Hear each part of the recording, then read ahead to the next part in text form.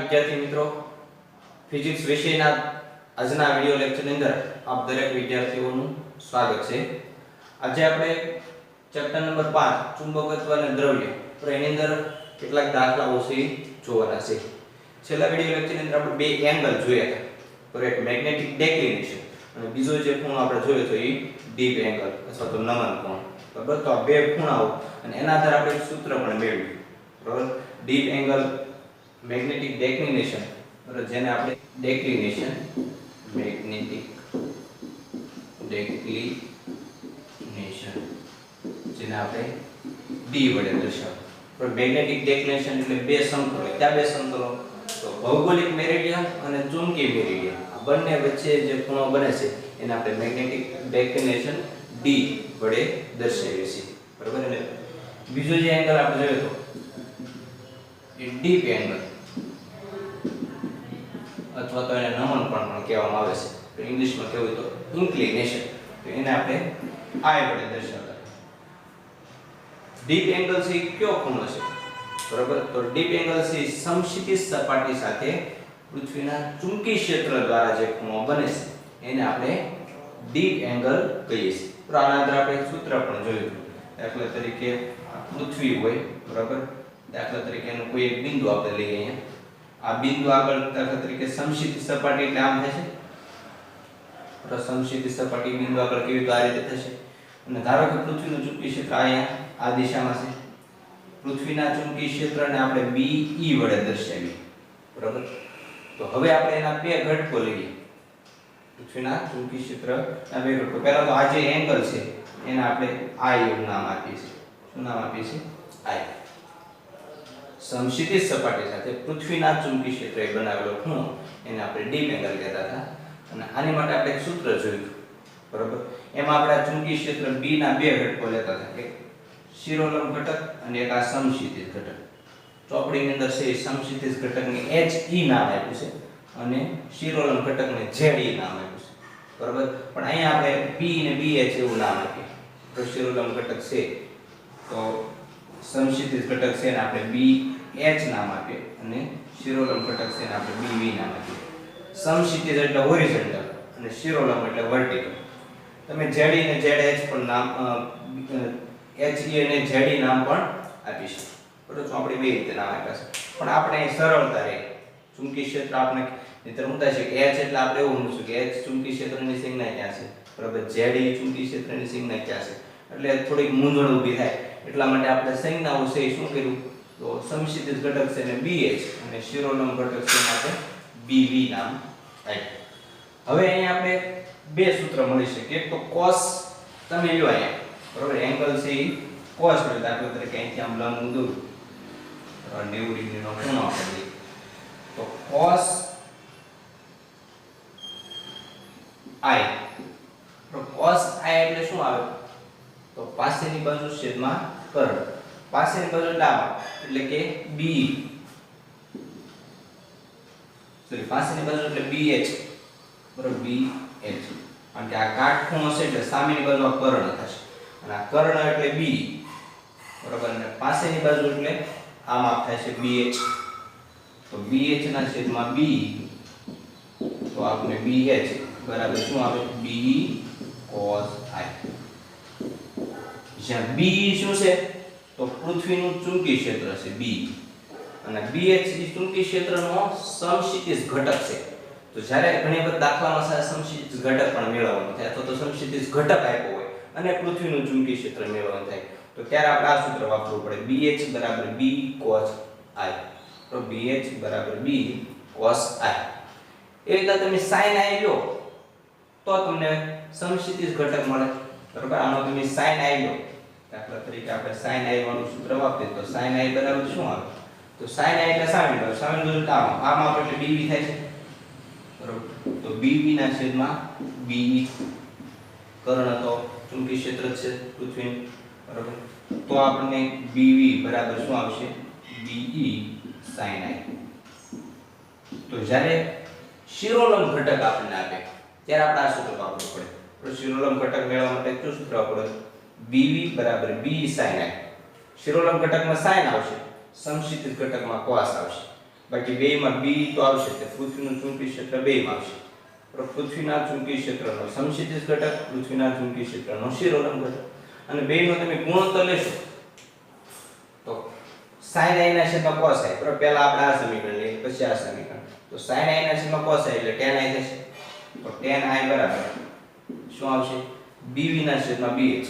બરાબર, bv એટલે કે વર્ટિકલ ઘટક, શિરોલંબ ઘટક છેદમાં સમક્ષિતિજ ઘટક એટલે કે bh. બરાબર, આ સૂત્ર આપણે છેલ્લે મેળવ્યું હતું. પણ આપણે ડાયરેક્ટ આ સૂત્ર મળ્યું, પણ હકીકતમાં આ બંને સૂત્ર છે એના આધારે તમે મેળવી શકો. બરાબર, ઘણી વખત આપણે સીધો એંગલ જ મેળવવાનો હોય, ઇન્ક્લિનેશન અથવા તો ડીપ એંગલ. તો ડીપ એંગલ મેળવવા માટે આપણે શું કરવું પડે? tan ને સામે સામે લીધું, tan ઇન્વર્સ bv ના છેદમાં bh. બરાબર, તમે આનો tan ઇન્વર્સ લો bv ના છેદમાં bh તો તમને આ ડીપ એંગલ પણ મળી શકે. ખ્યાલ આવ્યો? તો આ સૂત્ર છે આપણે ખાસ યાદ રાખવાના છે ને. હવે એની પર આધારિત કેટલાક દાખલાઓ છે. તો એક ઉદાહરણમાં દાખલા આપો છે ને એવા બે દાખલા છે સ્વાધ્યાયની અંદર પણ તમને આપ્યા છે. તો એ દાખલાઓ આપણે ઉદાહરણ નંબર 5 પર નોંધ જોઈએ. કોઈ સ્થાનના ચુંબકીય ધ્રુવતલમાં પૃથ્વીના ચુંબકીય ક્ષેત્રનો સમક્ષિતિજ ઘટક 0.26 કુલ છે. બરાબર, પૃથ્વીનું કોઈ સ્થળ કે જેના ચુંબકીય ધ્રુવતલ એટલે કે ચુંબકીય મેરિડિયન, મેગ્નેટિક મેરિડિયન, એની અંદર પૃથ્વીના ચુંબકીય ક્ષેત્રનો સમક્ષિતિજ ઘટક આપણે આપી દીધો છે. પૃથ્વીના ચુંબકીય ક્ષેત્રનો સમક્ષિતિજ ઘટક એટલે આપણે એને BH વડે દર્શાવીશું. અને એ કેટલો આપ્યો છે? તો 0.26 વોલ્ટ આપેલો છે. સાથે સાથે આપણે નમન કોણ આપી દીધો. નમન કોણ એટલે I, ઇન્ક્લિનેશન. બરાબર, અથવા તો ડીપ એંગલ. એ આપણે કેટલો આપ્યો છે? તો 60 ડિગ્રી આપ્યો છે. તો આ સ્થળે પૃથ્વીનું ચુંબકીય ક્ષેત્ર કેટલું છે એટલે આપણે BE મેળવવાનું છે, પૃથ્વીનું ચુંબકીય ક્ષેત્ર. તો મિત્રો હમણાં જ આપણે સૂત્ર જોયું. બરોબર, સમક્ષિતિજ ઘટક આપ્યો હોય ત્યારે શું સૂત્ર આવશે? તો સમક્ષિતિજ ઘટકનું આપણી પાસે સૂત્ર છે કે BH બરાબર BE cos i. સમક્ષિતિજ ઘટક હોય ત્યારે cos આવે, શિરોલંબ ઘટક હોય ત્યારે sin આવશે. બરોબર, તો હવે આપણે શું મેળવવાનું છે? પૃથ્વીનું ચુંબકીય ક્ષેત્ર મેળવવાનું છે. તો એના કરતા બનાવીએ તો BE બરાબર BH એના છેદમાં cos i. ચલો, BH એટલે પૃથ્વીનું સમક્ષિતિજ ઘટક, તો એ આપણે આપી દીધું છે 0.26 cos. બરાબર, આપણે અહીં જવાબ છે ગોસમાં લાવવો હોય તો એમના મેળવી દઈશું. તો ટેસ્લામાં લાવવો હોય તો અહીં 10 ની -4 વડે આપણે ગુણવા પડશે. પણ જવાબ આપણે ગોસમાં લાવવાનો. બરાબર, તો એમના મેળવી દઈએ. ટેસ્લામાં લાવો તો પણ કંઈ વાંધો નહીં. 0.26 ના છેદમાં cos i, એટલે ડીપ એંગલ આપણે આપો 60 ડિગ્રી ભાગ્યા cos 60. cos 60 એટલે 1/2 થાય એટલે 0.26 ભાગ્યા 1/2 બેઝમાં જશે. બરોબર, એટલે 0.26 દુ 0.52 તો 0.52 cos. બરોબર, તો આ આપણે પૃથ્વીનું ચુંબકીય ક્ષેત્ર મળશે. તો પૃથ્વીનું ચુંબકીય ક્ષેત્ર કેટલું છે? તો ઈ સ્થળ આગળ 0.52 cos જેટલું હશે. તો ફક્ત આપણે આ સૂત્ર યાદ હોવું જોઈએ આ પ્રકારના દાખલા.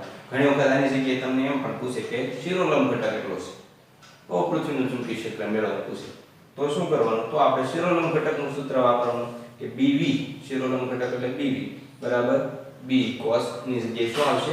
sin i આવશે. અહીંયા cos ની આપણે શું આવશે? sin i આવશે. તો આ રીતે આપણે પૃથ્વીનું ચુંબકીય ક્ષેત્ર મેળવ્યું. હવે જોઈએ કેટલાક સ્વાધ્યાયના દાખલા. સ્વાધ્યાયનો દાખલા નંબર 5.10 જોઈએ. મેગ્નેટિક મેરિડિયનને સમાંતર ઉધ્વ સમતલમાં મુક્ત ભ્રમણ કરી શકે તેવી ચુંબકીય સ્વાયની અણી સમક્ષિતિજ સાથે નીચે તરફ 22 ડિગ્રીનો કોણ બનાવતી દિશામાં છે. તો મેગ્નેટિક મેરિડિયનમાં એક ચુંબકીય સ્વાય રાખવામાં આવી છે અને ચુંબકીય સ્વાયની જે અણી છે એ સમક્ષિતિજ સાથે નીચે તરફ કેટલો કોણ બનાવે છે? 22 ડિગ્રી. બરાબર, દાખલા તરીકે આ રીતે આમ પૃથ્વી છે. બરાબર, આ સમક્ષિતિજ સપાટી છે અને આ સ્વાયની જે અણી છે નીચે તરફ આ જે એંગલ બનાવે છે, આ સ્વાયની જે અણી છે, બરાબર, સ્વાયની આ જે અણી છે એ સમક્ષિતિજ સપાટી સાથે આ એંગલ નીચે તરફ, કારણ કે સ્વાય છે એ ઉપર તરફી એંગલ બનાવે પણ આ એંગલ આપણે લેતા નથી. બરાબર, નીચે તરફનો એંગલ લઈએ છીએ. ડીપ એંગલમાં આપણે હંમેશા સમક્ષિતિજ સાથે આ જે સ્વાયની અણી છે એનો નીચે તરફનો ખૂણો, કારણ કે આ એક ખૂણો બને આ એક ખૂણો બની શકાય. આ સમક્ષિતિજ સપાટી આપણે લઈએ તો સમક્ષિતિજ સાથે આ જે સ્વાય આપણે દોરી આ એંગલ બનાવશે, આ પણ એંગલ બનાવશે. આ ઉપર તરફનો એંગલ આપણે લેતા નથી. તો તો એંગલ છે નીચે તરફનો, એને આપણે ડીપ એંગલ I કહીએ છીએ. તો આપણે સીધો ડીપ એંગલ જ આપી દીધો છે. બરાબર, અહીં I બરાબર આપણે કેટલા આપી દીધા છે? 22 ડિગ્રી. આ સ્થળે પૃથ્વીના ચુંબકીય ક્ષેત્રનો સમસ્થિતિજ ઘટક 0.35 ગોસ છે. એટલે આ સમસ્થિતિજ ઘટક એટલે BH આપણે આપી દીધો છે 0.35 ગોસ. બરાબર. તો આ સ્થળે પૃથ્વીના ચુંબકીય ક્ષેત્રનું માન શોધો. આપણે પૃથ્વીનું ચુંબકીય ક્ષેત્ર આ સ્થળ આગળ કેટલું છે આપણે મેળવવાનું છે. હવે આપણે સમસ્થિતિજ ઘટક આપ્યો હોય ત્યારે આપણી પાસે કયું સૂત્ર છે? તો BH બરાબર BE cos I. આવો આપણી પાસે સૂત્ર છે. આની અંદર આપણે BE એટલે પૃથ્વીનું ચુંબકીય ક્ષેત્ર મેળવવાનું છે. બરાબર, તેને કરતા બનાવી તો BH ના છેદમાં cos I. હવે BH તો સમસ્થિતિજ ઘટક આપણે આપી દીધો છે 0.35 અને છેદમાં cos I એટલે cos 22 ડિગ્રી આવશે. હવે cos નું તો આપણે પાસે કોઈ કોષ્ટક છે નહીં, આપણી પાસે sin નું કોષ્ટક છે. બરાબર, તમે log ટેબલ જોશો તેની અંદર sin નું કોષ્ટક આપેલું છે. તો પહેલા તો આપણે cos ને શેમાં ફેરવવા પડશે? sin માં ફેરવવા પડશે. બરાબર, કારણ કે 60 ડિગ્રી 30 ડિગ્રી 45 ડિગ્રી એક હોય તો આપણે ડાયરેક્ટ લખી શકીએ, પણ અહીં 22 ડિગ્રી છે એટલે આપણે log ટેબલમાં જોવું પડશે. અને એની અંદર આપણે cos નું કોષ્ટક નહીં પણ sin નું કોષ્ટક, કારણ કે cos નું કોષ્ટક હોતું નથી એટલે sin માં એને કન્વર્ટ કરવા પડશે. sin માં કન્વર્ટ કરવા હોય તો શું કરવું પડે? તો જે તમને એંગલ આપ્યો છે ખૂણો એને 90 માંથી બાદ કરી નાખો તો cos નું રૂપાંતર શેમાંથી થાય? sin માં. તો 0.35 ના છેદમાં cos નું રૂપાંતર sin માં કરીએ તો એંગલ 90 માંથી 22 બાદ કરો તો 68 ડિગ્રી આપણે મળશે. બરાબર, હવે તમે નેચરલ sin નું કોષ્ટક કાઢશો અને એમાં 68 નું 0 માં જોશો તો તમને sin 68 ની કિંમત મળશે. બરાબર, નેચરલ sin નું કોષ્ટક કાઢવાનું અને એની અંદર આપણે 68 ડિગ્રી નું 0 માં જોવાનું.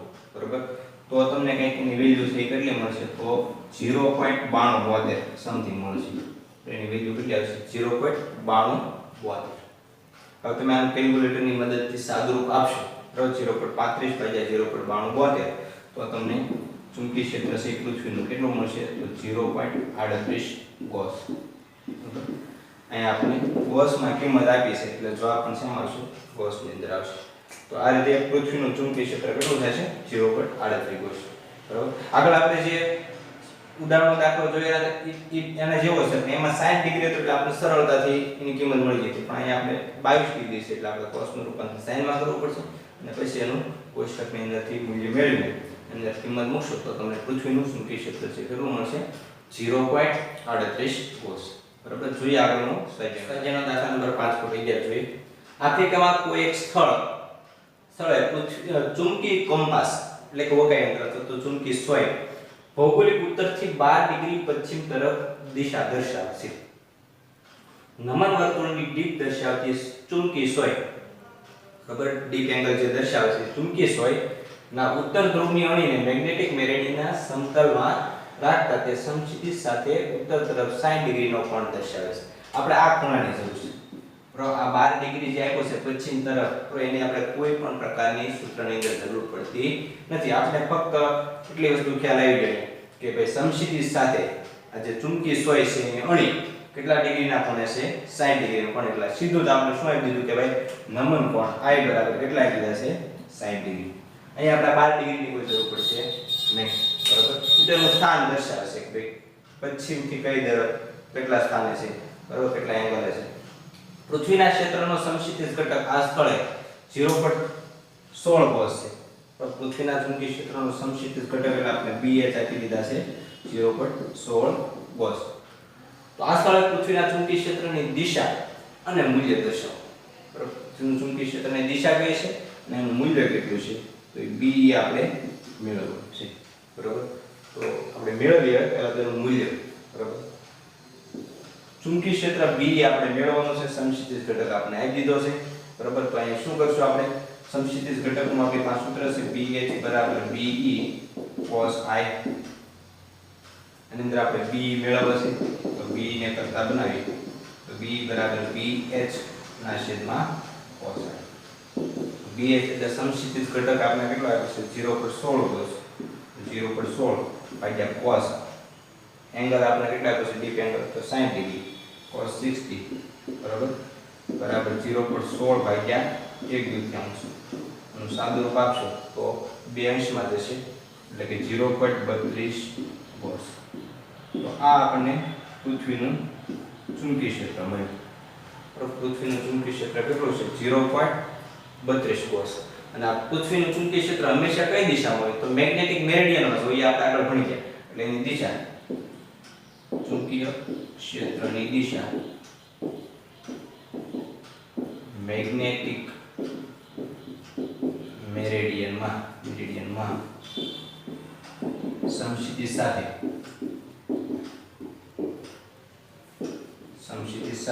60 ડિગ્રીના કોણે હશે. બરાબર. ચુંબકીય ક્ષેત્ર જે પૃથ્વીનું છે એ હંમેશા કઈ દિશામાં હોય તો મેગ્નેટિક મેરિડિયનની અંદર. અહીંયા આપણે આપ્યું છે કે ચુંબકીય ક્ષેત્ર 60 ડિગ્રીનો કોણ બનાવશે એટલે સમક્ષિતિજ સાથે કેટલા ડિગ્રીના કોણે હશે 60 ડિગ્રીના કોણે હશે. બરાબર. તો આ રીતે આપણે ચુંબકીય ક્ષેત્રનું મૂલ્ય મેળવ્યું અને એની દિશા પણ મેળવી. ચલો તો આ રીતના દાખલાઓ છે સૂત્ર ઉપર આધારિત દાખલાઓ છે આપણે ગણ્યા.